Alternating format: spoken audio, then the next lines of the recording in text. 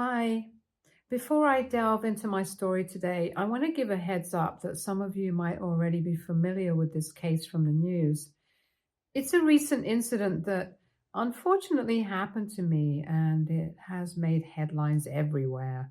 If you do recognize me from this post, then kindly keep my name and other information private and don't give it away in the comments.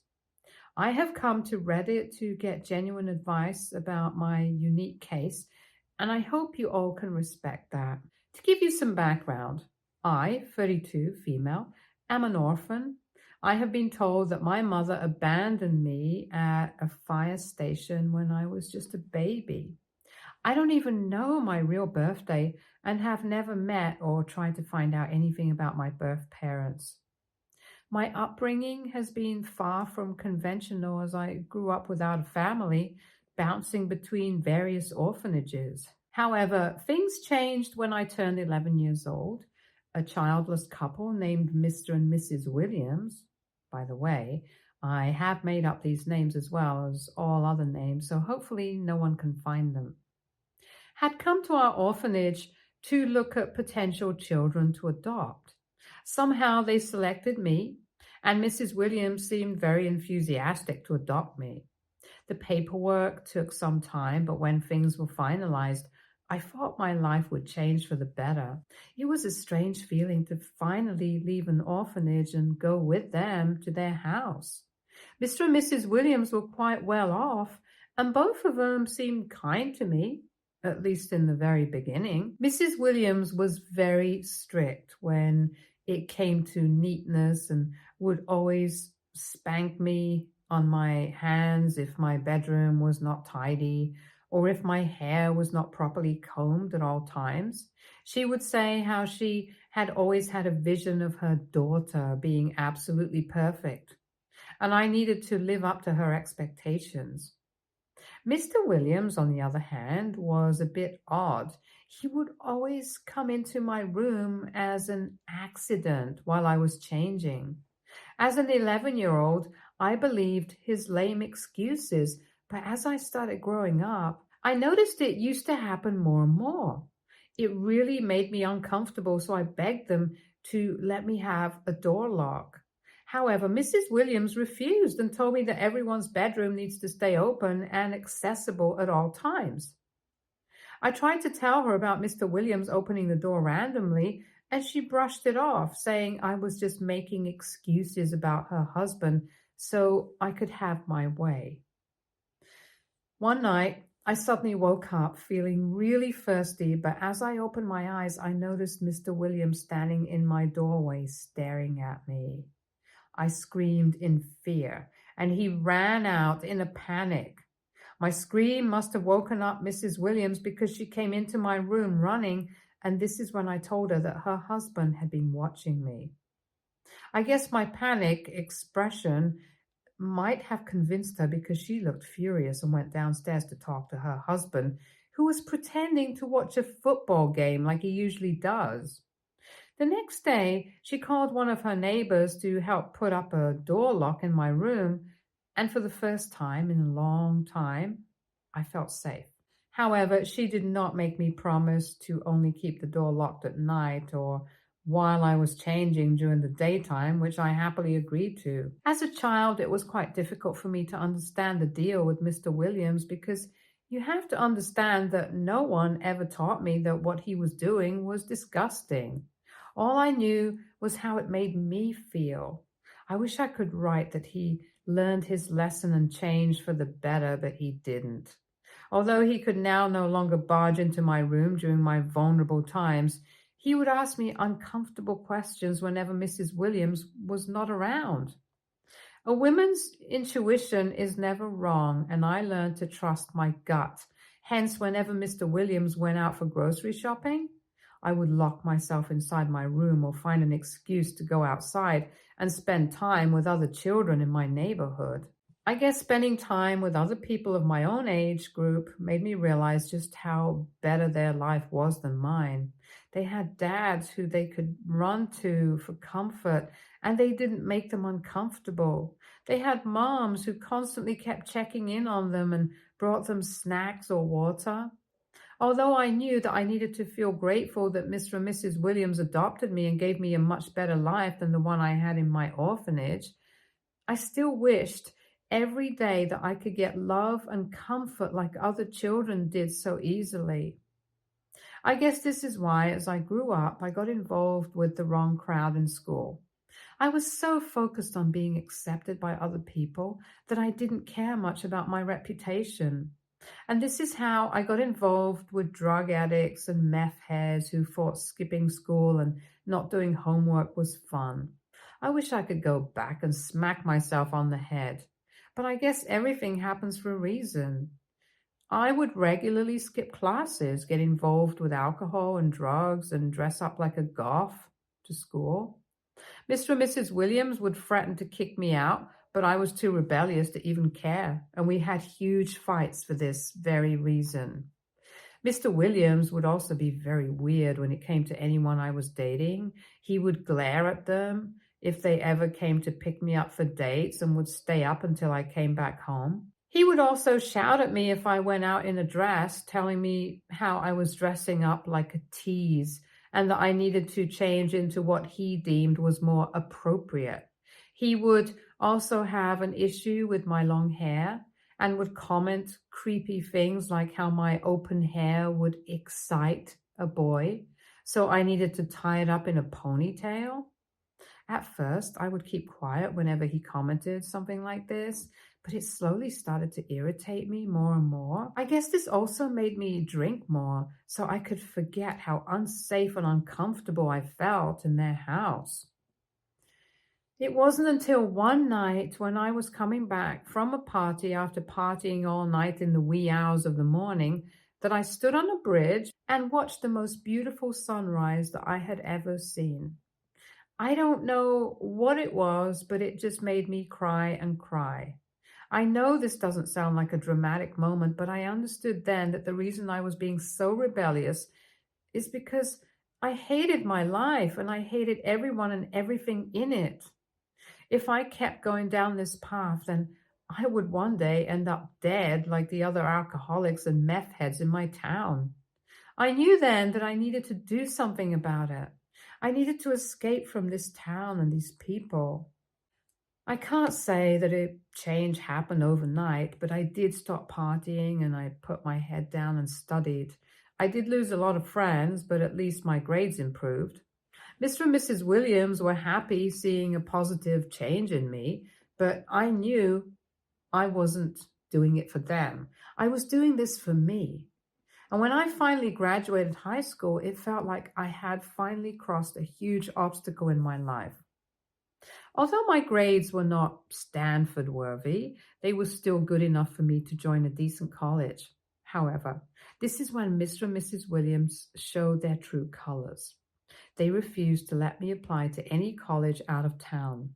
I was shocked, since they were the ones who had kept pushing me to improve my grades.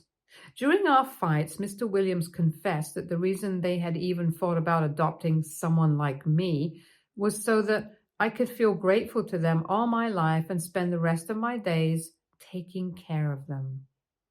Mr. Williams agreed and went on to say how children are supposed to be built-in caretakers, and this is the least I could do to repay back all the years of money and energy they spent on me. I was speechless after hearing their words. Mrs. Williams didn't just stop there. She went on to say how she had worked so hard and kept me safe from her husband all these years so that I would not find an excuse to just up and leave.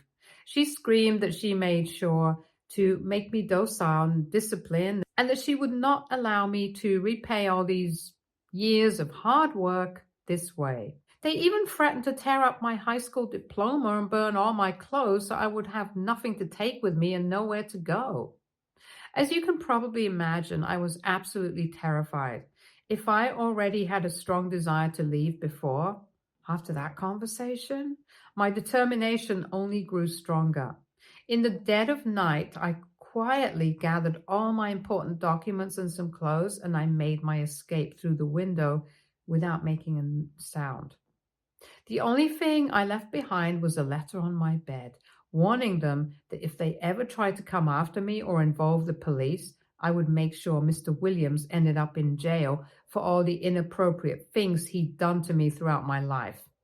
I made it clear that I wouldn't hesitate to share my story with everyone. I didn't have a specific destination in mind, but I had enough money for a bus ticket. And at 18 years old, I knew that I was finally free from my adopted family. I had a friend named Lorraine who had moved to a nearby town, but we had managed to stay in touch over the years. I decided that her place was the only place I could go to, at least until I could come up with a new plan. When I showed up on her doorstep in the early hours of the morning, looking disheveled with my bag, I must have definitely appeared like a runaway, which I was. However, Lorraine and her parents warmly welcomed me inside. She was so excited to see me and could not stop hugging me. Her parents did ask me some questions here and there, seeing all my clothes, and I answered them as truthfully as possible. I guess they must have realized that I had run away from home, but they didn't push me much to tell them everything. I asked them if I could stay with them for the next few days, and they readily agreed. I felt so safe and comfortable at her place. While I stayed with Lorraine in her room, I worked hard to apply to various colleges, trying to focus on building a brighter future. Every day in the morning, she and I would apply for colleges and write our essays. Then in the evening, she would take me out to meet her friends in town.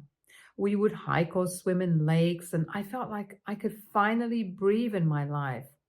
I did wonder how her parents let me stay with them for those months while I applied for colleges, and it wasn't until years later that Lorraine confided in me, revealing that everyone in my hometown already knew about Mr. Williams being a pervert. She told me how he had a record, which I was shocked to learn since I had no idea. However, it did explain why her parents didn't probe too deeply when I showed up on their doorstep that morning. This is why I will always be immensely grateful to Lorraine and her parents for their compassion and for providing me with a safe haven when I needed it most. They truly saved my life that summer. I guess my farewell letter to Mr. and Mrs. Williams must have worked because they have never bothered to contact me all my life since I left. Lorraine and I ended up getting into the same college, so her parents helped us move into our dorm room. I was so glad to see that I had my own bed and desk, which I could decorate as I wished. It was during my college years that I met the love of my life, James. Our connection was undeniable from the very beginning. He was the sweetest guy I had ever met. Talking with him made me feel like I had butterflies in my stomach. We initially became friends until one night when we went out to watch a movie. When he dropped me back to my dorm, he kissed me out of nowhere and we laughed. We stayed out all night just chatting away, and it is still one of my favorite memories. James knew all about my past and never judged me for it. He was furious about how perverted my adopted family was, but was glad that I had cut off all contact with them altogether. He also told me about his family. His mother, Martha, was a single mother for a long time before she met her current husband.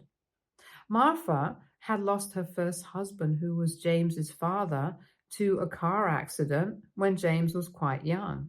He told me about how much he loved and respected his mother as he saw her struggle to pay their bills and make sure that he got a good education.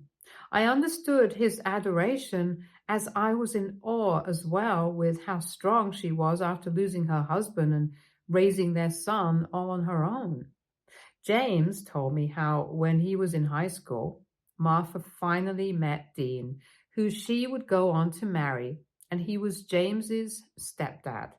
According to him, they had a good relationship, and overall, his family life seemed much better than mine. When James and I started to get more serious, he made the decision to take the next big step and introduce me to his mother. Despite visiting the university regularly to see him, she had never had the chance to meet me. So he arranged for us to have dinner at a restaurant near our university, giving me the opportunity to officially meet her. During dinner, I couldn't help but notice that Martha didn't seem too thrilled to meet me. She bombarded me with questions throughout the evening, particularly questions about my family background and childhood. To be honest, I shared with her my experiences of living in different orphanages before being adopted by Mr. and Mrs. Williams. Her lips visibly pursed in disappointment as I told her my story. It was evident that she was not pleased. I attempted to steer the conversation away several times by asking her about how she was doing in her work, but Martha insisted that I should reveal everything about my past since she didn't want to be surprised later. She also persisted in making comments about how she never imagined her son would date an orphan or how James could do much better. Her words cut deep, leaving me feeling uncomfortable and unwelcome.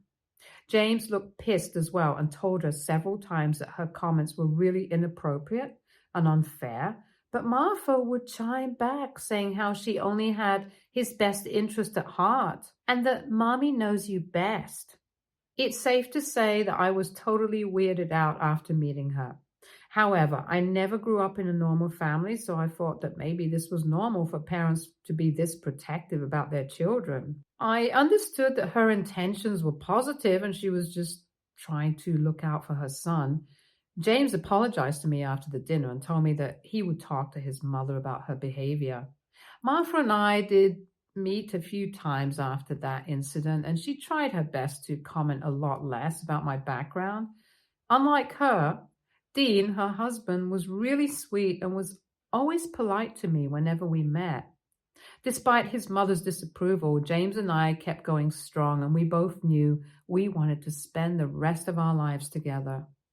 Hence, when we graduated from college, it wasn't really a surprise to me or any of our friends when James proposed to me. We both had secured excellent jobs and were moving to San Francisco together where we would be starting our new lives. However, Martha was shocked to say the least and showed her displeasure throughout our engagement party, which we threw for our close friends and James's relatives to attend before our big move to California. While everyone else enjoyed themselves, she stuck out like a sore thumb. At one point, when we were alone, she couldn't contain her shock and disdain, expressing to me privately about how she never imagined her son would end up with someone like me, and insinuating that I was just a passing phase for him. Up until that moment, I had always shown her respect, but I also knew I needed to assert myself. I firmly told her that she could not speak to me in such a disrespectful manner again. I reminded her that I was not just James's girlfriend anymore. I was going to be his wife, her daughter-in-law. I acknowledged her disapproval, but emphasized that I genuinely loved her son and believed we were good for each other. I made it clear that my past was not my fault, but I was actively working to create a better future for myself, and I hoped for her support. In response, she scoffed and declared that I would never have her blessings. Without missing a beat, I calmly replied that I was never asking for them and walked away. She later complained to James after the party about how disrespectful I was towards her, and my fiance told her that she deserved it since she was always rude to me. It was satisfying watching her face go red in embarrassment. Dean later escorted her out as she yelled at James and me for rushing into getting married and cursing us out, basically. Apart from this incident, our court marriage went quite smoothly. We moved to Cali and lived together in an apartment on rent.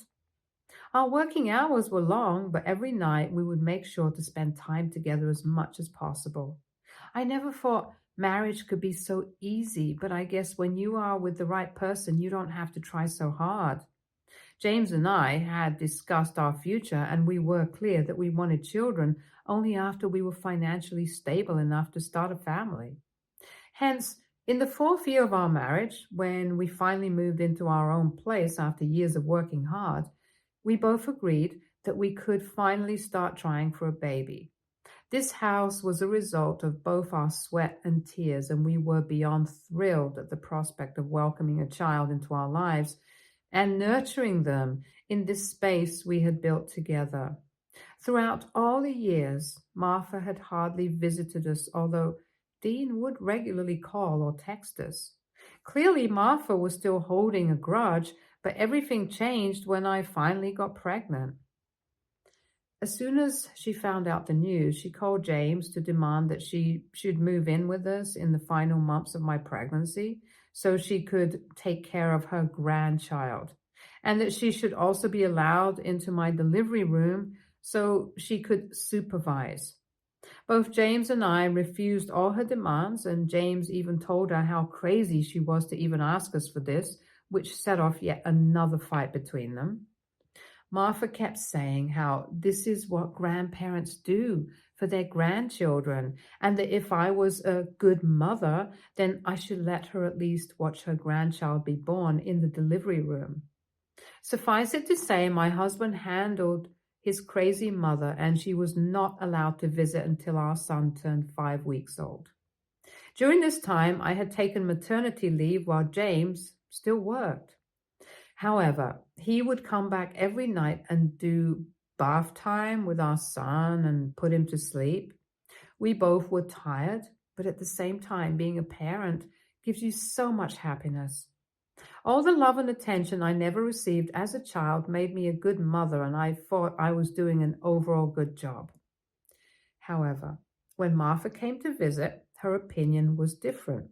She had complaints about everything, starting with why I was still breastfeeding, why the baby slept separately in the nursery and not with me in the bed, and why I didn't dress my son up this way or that way, which were overall just petty things to point out.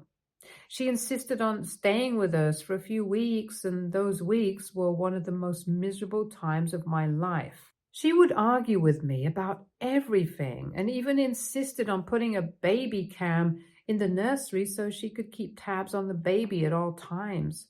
I was exhausted during this time, so I didn't have the energy to argue with her.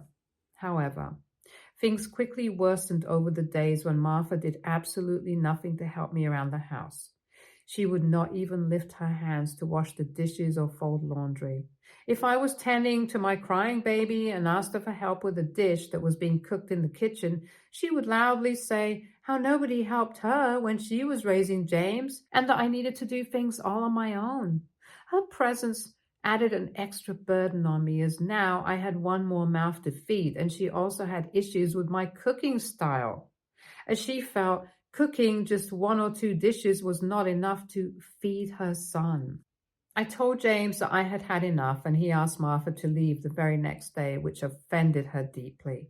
She yelled at him about how she deserved to spend time with her grandson and that we could not keep her away from him. When James pointed out that she never even lifted a finger to help me around the house, which is what loved ones generally do when they are visiting new parents, Martha complained that I was being a lousy mother who was not working hard enough around the house, which is why she wanted to teach me a lesson. Suffice it to say that James kicked her out of the house the very next day despite her protests. After Dean picked her up, she did send me multiple text messages saying how I was the reason for all the discord in her family, and in one of the messages she even wished that I should have died while giving birth. Her anger and hatred towards me was so strong that James and I discussed and agreed that we needed to go no contact with her immediately. We let Dean know about our intention, and he surprisingly understood. This is why I haven't been in touch with my mother-in-law for the past 4 months, and I thought it would remain this way. However, my life turned upside down when I got a call from the hospital saying that my husband had gotten into an accident while riding his bike. At first, my brain didn't work, and I refused to believe that the call was about James. I remember collapsing onto the floor while holding my son, and I felt my body go numb. I knew I needed to go to the hospital, so I called one of my co-workers to come over and watch my son, and she thankfully agreed. I won't go into the details about how I felt when I saw my husband's lifeless body in the morgue, but I did faint because of the excruciating heartbreak. The most painful call I had to make right after identifying his body was to Martha to inform her of her son's death. Her blood-curdling cries of pain still ring in my ears. After finding out the news, my friends and James's relatives rushed over to California as soon as they could to be there for me and my son. We had to organize a funeral, which thankfully my friends took charge of as I was in no state of mind to do anything. I agreed, and we stepped out into the backyard. Initially, she expressed her condolences, mentioning how she understood the pain of losing a husband and expressing her wish that I didn't have to endure such grief. However, her tone quickly shifted as she went on to suggest that I was not in the right state of mind to care for my son properly during such a vulnerable time. She boldly proposed that I should allow her to take my son with her so she could raise him away from all the grief and depression surrounding us. I was utterly taken aback, staring at her in disbelief as she continued to justify her proposal by saying that if I was really a good mother, then I should not be selfish enough to hold on to her grandson at such a difficult time. I don't know what came over me, but all the years of pent-up anger and resentment just came flooding out, and I screamed at her to get out of my house. My voice echoed so loudly that guests inside the house turned their heads in concern. My friends rushed to my side, and as I recounted Martha's outrageous demands, they looked at her with a mix of horror and disgust. Martha began to yell back at me, but my friends intervened, firmly escorting her out of the house. They insisted that her behavior towards me was far from normal and urged her to seek professional help. When others found out, they all agreed that maybe Martha was having a mental breakdown after losing her son and that I should just ignore her demands. They all agreed that I should not let her in, and because the house belonged to me now anyway. That night, I kissed my son goodnight and went to bed still reeling from the grief of losing my husband and shock from his mother's absurd demand. Imagine my shock when I woke up the next day to find my son missing from his crib. I called the police while frantically turning the house upside down in search of my son. It was only when officers arrived at the house and questioned me if I knew someone who could have taken my son while I was sleeping that it clicked. This had to be Martha's doing.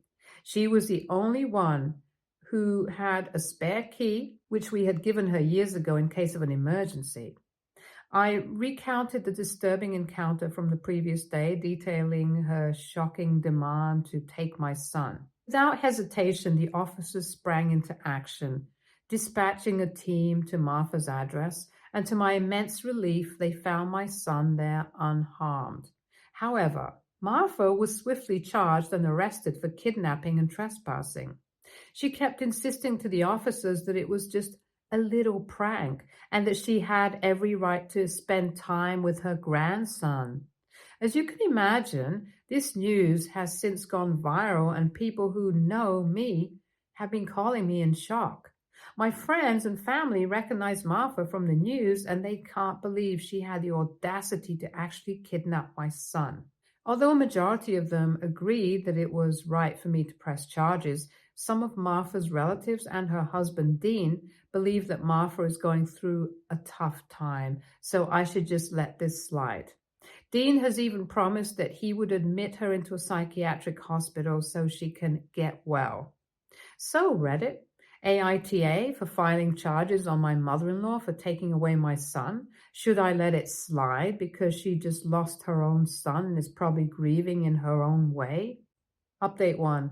I am glad that the majority of people believe that I should not forgive her and that she might not calm down from this incident.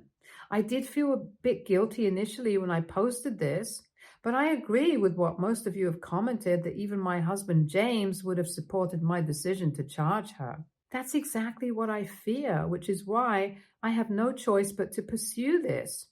Although I don't want to punish her, I do think that she needs to learn the consequences of her actions, otherwise she might do it again to me and my son. As for the relatives who thought that I should just let this slide, I have decided that I am just going to ignore them and even block them because they never had to go through what I went through as I woke up that morning to find my son missing. Currently, I am working on hiring a lawyer who can help fight this case and present my side of the story effectively to a judge. We'll update soon. Update 2. Hey, I know it has been a month, but I was wrapped up in a lot of things. First of all, I have listened to everyone's advice and I have changed all the locks in my house. I have also installed a camera on my doorstep and backyard just in case. I did find a lawyer who helped me and my son get a restraining order against Martha for life, so she can never, ever come near us. I will admit that this has helped me feel a lot better and I feel more safe now. My lawyer is confident that we are going to win this case as the facts are pretty much clear. However, it does give me a lot of anxiety.